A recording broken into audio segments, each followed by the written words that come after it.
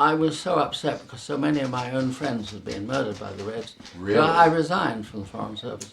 And I then went to the Ministry of Defence as an intelligence officer, specialising in Russian and Chinese matters, you see.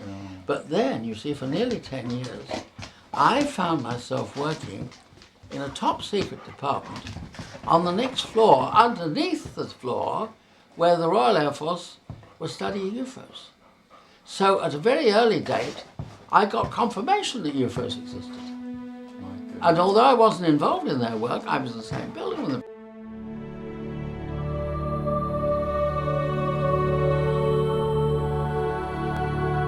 My name's Gordon Creighton, and I spent a good many years in the British Foreign Service.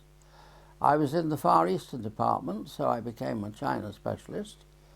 And I had already done Russian at Cambridge, so in the end I had these two languages, which of course I used a great deal in this work, and I spent 10 years in China. And it was there in 1941, when I was back again there with the embassy, as it was now an embassy, and I had this sighting of what we call a UFO. Of course, I didn't say there goes a flying saucer or there goes a UFO, but because this was 6 years, of course, before Kenneth Arnold. Look, it was whitish disc, totally silent apparently, flying extremely fast, and it had a bluish light on top, on the apex. It was that bluish colour that you get in arc welding, and that was coming on rhythmically, so that as it went across the sky, you could say it's coming on there, got to come on there, got to come on there, got to come on there. And that was flying from the northeast, that would be from Manchuria way, to more or less towards Burma, towards the southwest. Well, I never forgot that. I sort of put it in the back burner. I thought, can I go back? Was this daytime or nighttime? Oh, daytime, midday. And it was not high, it was flying underneath the clouds, totally silent. It certainly was very fast, because it was much faster than the famous Japanese fighter, the Zero, which we were already seeing at that time. Chinese communists took over. I didn't feel happy about the British policy and recognise them anyway. USA didn't, but we did, and I think it was a mistake. And I also felt very strongly that USA should have backed Chiang Kai-shek anyway. You wouldn't have had a Vietnam War or a Korean War. But that's all water under the bridge. So I resigned from the service, and I then went to the Ministry of Defence in Whitehall, which was quite close to the Foreign Office, of course, and as an intelligence officer, in view of my knowledge of Russian and Chinese. And I was working, therefore, on intelligence matters to do with those two countries. And therefore, in no way was it connected with the UFO problem. But the fact was that physically I was on the next floor, underneath this department, which we knew was dealing with UFOs. So A, I had seen something in China, and B, I was now underneath this department, which was said to be dealing with this same subject. So I already felt very certain. What year would that have been? This would be 53. And what do you know what this division was called? You mean the what my division was called? No, the division dealing with the UFO problem. I think it was air technical. But having, of course, seen something, and having, while I was in the States, seen the newspaper accounts, heavily censored, by the way, about the Foo Fighters, or Kraut Balls, as the American pilots call them, I was already quite sure. You see, I wasn't one who believed that UFOs might exist. I was satisfied they exist. I've met Germans who've seen them, of course, German pilots. I've talked to RAF people who certainly saw them. Probably small, small devices of probably the Foo Fighter type. Described to me always as small, globular, either silvery or golden or fiery, perhaps a foot or two wide. I imagine they were telemetering devices of some sort. I understand that a very interesting thing happened in Germany. After the war, when the Allies were occupying Germany, one of our bombers was flying over Germany, very low, of course. It was not the pressurized height, flying very low with the waste hatch open, And apparently one of these things came in and flew up and down inside because the whole crew of 8 or so saw it. And it then flew out again. And so it probably took a total reading of every man there, you know, a picture of him, and took even his blood pressure and his state of mental development, if any, and spiritual development, the whole lot probably. And out it went. And you know that in Brazil, where I was some years later, one crashed at a place called Ubatuba, and the bits were salvaged, and I think they ended up with the Americans in the end. And I believe it was found to be very largely, what's the stuff that, magnesium, largely the content. In other words, it was something expendable. He was starting to collect names, you know, already for subscriptions. And 2 of the first requests we got were from the Duke of Edinburgh and from his uncle, Earl Mountbatten. Now, the interesting thing there is that in that same year, 54, this proves the interest that the Duke had in the subject. It was announced in the press that he had requested the British Ministry of Defence to give him a copy of every UFO report they had. So that shows his interest at a very early date. Yes. Naturally, the magazine went to him from then on, to the Duke, and is still going to him. In fact, I also sent it to Prince Charles. And, of course, it went to the uncle, Lord Mountbatten, until he was assassinated. She was in London, and she was reporting back, and she said that I and my husband were at a cocktail party last night, and we met a man whose name is known to every American, a man of cabinet rank, who told us the story about the crash of a craft with small occupants. But I interpreted that as being a British crash. I didn't know that was Roswell.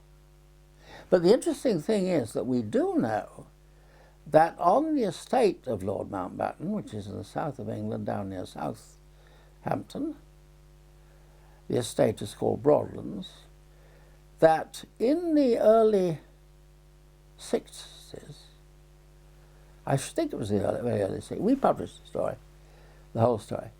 In the early 60s, he had a man working on the estates, a groundsman, I think, or working outside anyway.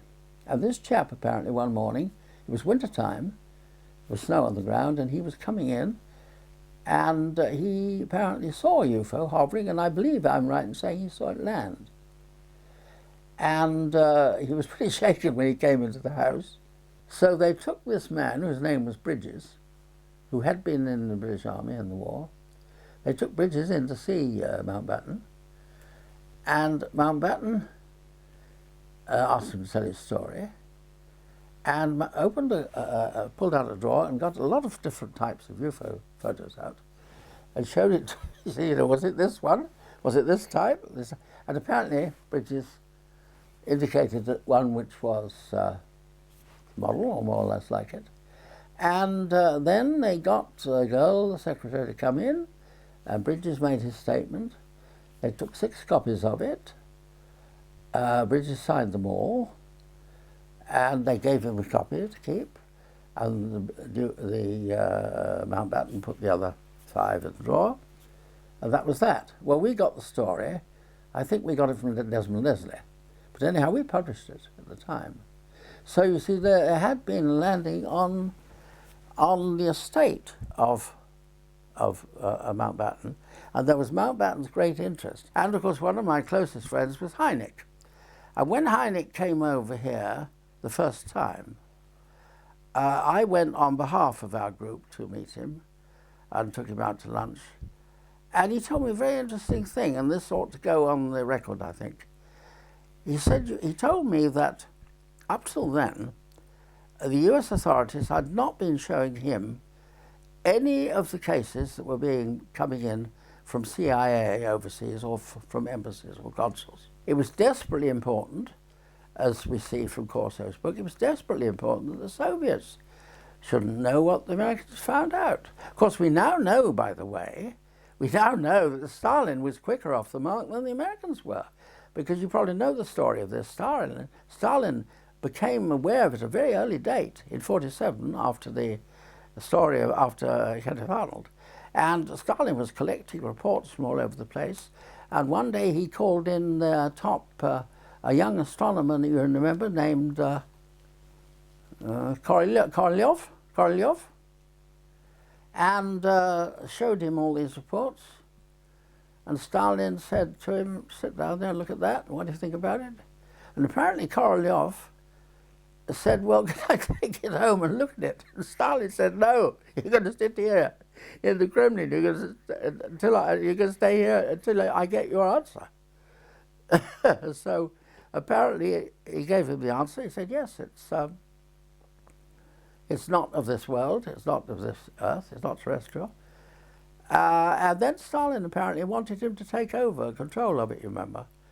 And Korolev said, well, if you don't mind, I'm an astronomer and a mathematician, I don't really want to do that. And of course he went on to be the head of the whole Soviet rocket program.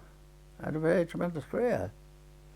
But obviously from the American point of view, it was desperately important that they should keep it top secret. Well, I'm sure, you could say that the time for ending the secrecy arrived certainly when the Soviet Empire dissolved, because there wasn't that danger any longer.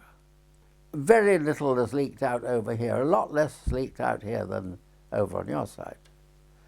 They really have to keep the lid on it well here. But I've always had the impression that the Americans were giving them here very little information. And that's not surprising, because there's more knowledge about the subject over on that side than anywhere. And I'm quite certain, of course, that if ever we do get a breakthrough and we solve this problem, it will be done in the States. And that, as Hynek said to me several times when we discussed, I remember asking him, what do you think caused this? Assuming that they've always been there, but what caused this great interest in us, this large incursion after 47? And I remember he thought for a moment, he said, well, obviously, the atom bomb. If you accept the multidimensional theory, it's highly likely that we've done a hell of a lot of damage. In somebody else's world, they might have even done more damage there than we did here.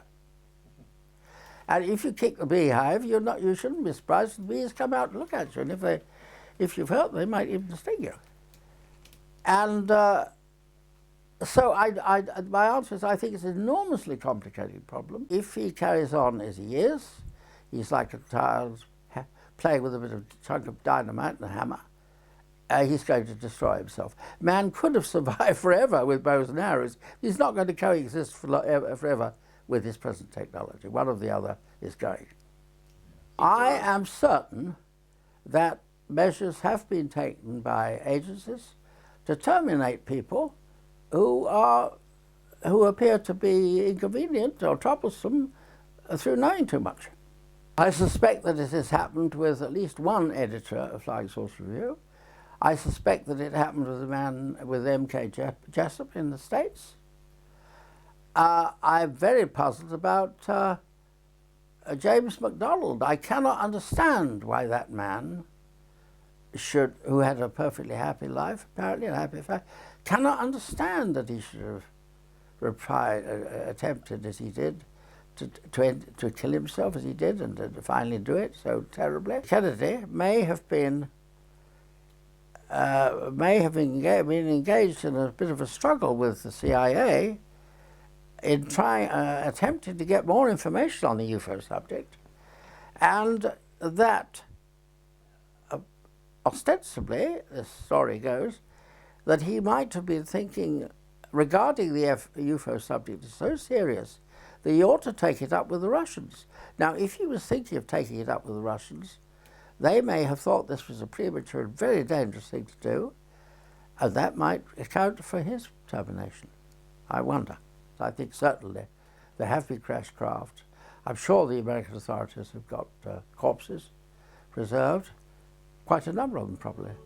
And I suspect that some other countries have too, possibly the Russians. There was definitely a large chunk of my life missing, you know? Do you recall anything from that interval? No, it was In 20 years ago,